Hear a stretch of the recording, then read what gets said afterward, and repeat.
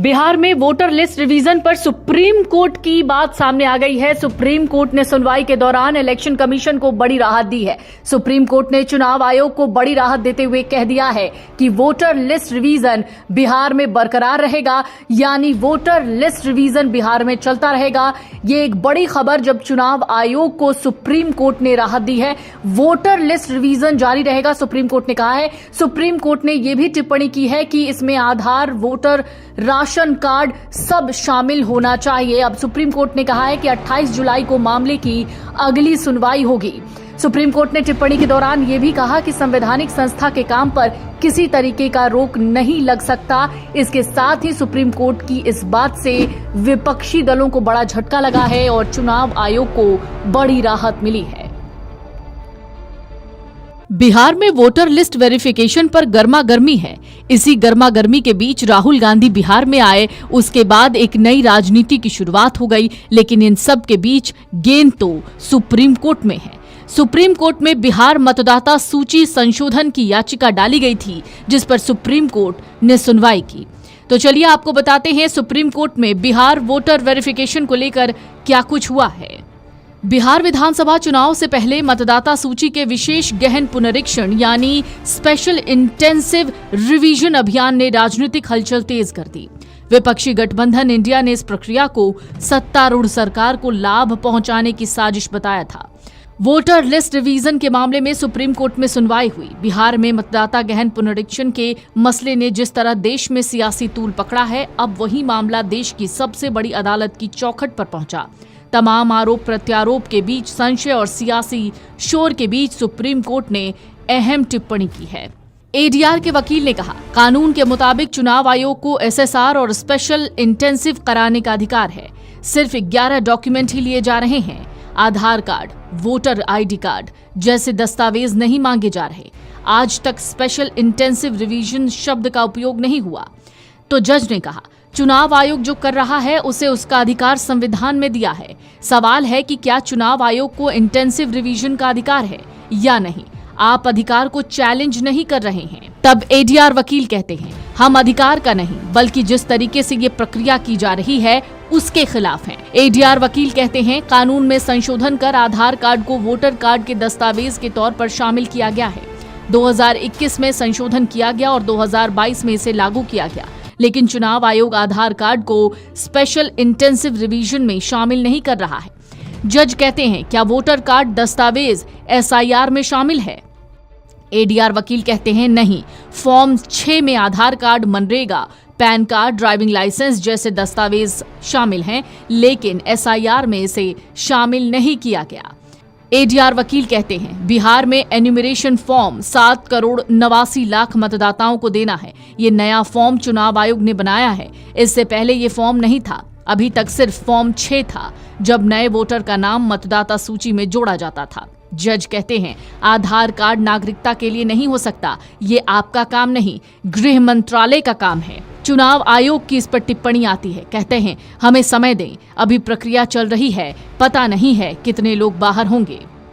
कपिल सिब्बल कहते हैं, संविधान के आर्टिकल 10 और 11 में लिखा है कि सिटीजन बनने के लिए 3 कैटेगरी है। चुनाव आयोग कहता है, हर व्यक्ति जो 18 साल और भारत का नागरिक है वो वोटर बन सकता है। तो फिर चुनाव आयोग कैसे पूछ सकता है कि अगर आप ये फॉर्म नहीं भरेंगे तो आप वोट नहीं कर पाएंगे? ये हैरानी की बात है।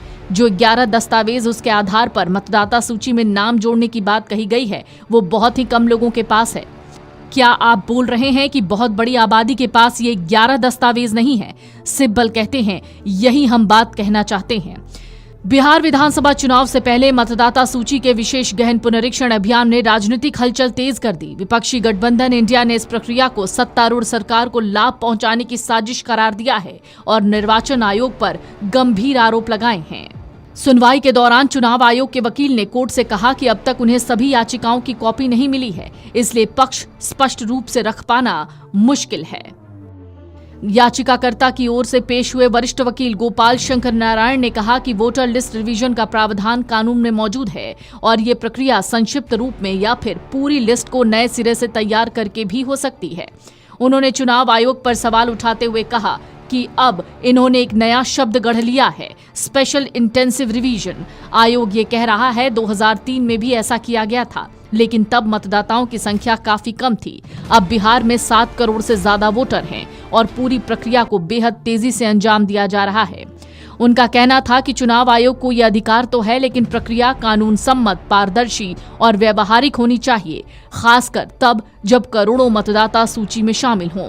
उन्होंने आगे कहा, अब जब 7 करोड़ से ज्यादा मतदाता सूची में हैं, तो इतनी बड़ी प्रक्रिया को तेजी से और जल्दबाजी में अंजाम दिया जा रहा है, जो चिंता का विषय है। याचिकाकर्ता के वकील ने सुप्रीम कोर्ट में ये भी सवाल उठाया कि चुनाव आयोग की ओर से वोटर लिस्ट में नाम शामिल करने के लिए 11 दस्तावेज स्वीकार किए जा रहे हैं, लेकिन आधार कार्ड और वोटर आईडी जैसे अहम पहचान पत्रों को मान्यता नहीं दी जा रही। याचिकाकर्ता के वकील ने सुप्रीम कोर्ट में दलील दी कि चुनाव आयोग की प्रक्रिया स्पष्ट और समान नहीं है। उन्होंने कहा, आयोग का कहना है अगर कोई व्यक्ति 2003 की वोटर लिस्ट में शामिल है तो उसे अभिभावकों के दस्तावेज या नागरिकता से जुड़े प्रमाण देने की आवश्यकता नहीं है, लेकिन अगर कोई व्यक्ति उस लिस्ट में नहीं है तो उसे नागरिकता साबित करने के लिए दस्तावेज जमा करने होंगे। सुनवाई के दौरान जस्टिस धूलिया ने कहा कि अगर 2003 में एसआईआर हो चुका है और अब आयोग के पास डेटा मौजूद है, तो हो सकता है कि घर घर जाकर जानकारी जुटाना जरूरी न हो। ये दलील आयोग की तरफ से दी जा सकती है। इस पर याचिकाकर्ता के वकील ने आपत्ति जताते हुए कहा, अगर कोई व्यक्ति पिछले 10 साल से वोटर है तो अब उससे दोबारा अपनी नागरिकता या पहचान साबित करने की जरूरत क्यों पड़ रही है? कई लोग प्रवासी हैं, वो इस वक्त बिहार में मौजूद नहीं है, तो उनके अधिकार का क्या होगा? जस्टिस धूलिया ने आगे कहा, चुनाव आयोग जो कर रहा है वो उसका संवैधानिक दायित्व है। सवाल ये है कि क्या वोटर लिस्ट के रिवीजन की कोई समय सीमा कानून में तय की गई है? फिर वकील ने स्पष्ट किया, हम चुनाव आयोग की शक्तियों को चुनौती नहीं दे रहे हैं, बल्कि हम उसके तरीके और प्रक्रिया का विरोध कर रहे हैं। हम चाहते हैं ये काम पारदर्शी और नियमों के मुताबिक हो। जस्टिस जॉय माल्या बागची ने सुनवाई के दौरान स्पष्ट किया कि स्पेशल रिवीजन का प्रावधान रिप्रेजेंटेटिव ऑफ पीपल्स एक्ट 1950 की धारा 21(3) में है। उन्होंने कहा, धारा 21(3) के तहत विशेष पुनरीक्षण की अनुमति है और कानून में साफ तौर पर लिखा है कि इस प्रक्रिया को कैसे अंजाम देना है। ये तय करने का अधिकार चुनाव आयोग के पास है। मामले की सुनवाई के दौरान माहौल एक समय पर तीखा हो गया। याचिकाकर्ता के वकील ने कहा, चुनाव आयोग अब उस वोटर आईडी को भी मान्यता नहीं दे रहा है जिसे उसने खुद ही जारी किया। ये पूरी प्रक्रिया मनमानी और अव्यवहारिक हो गई है। जस्टिस जॉय माल्या बागची ने याचिकाकर्ता के वकील की दलीलों को स्पष्ट करते हुए कहा, आपकी मुख्य आपत्ति यही लग रही है कि चुनाव आयोग आधार कार्ड और वोटर आईडी को पहचान के दस्तावेज के रूप में स्वीकार क्यों नहीं कर रहा। बता दें, जस्टिस सुधांशु धूलिया और जस्टिस जॉय माल्या बागची की पीठ इस पर सुनवाई कर रही थी। वहीं चुनाव आयोग के पक्ष से पूर्व अटॉर्नी जनरल के वेणुगोपाल केस लड़ रहे थे।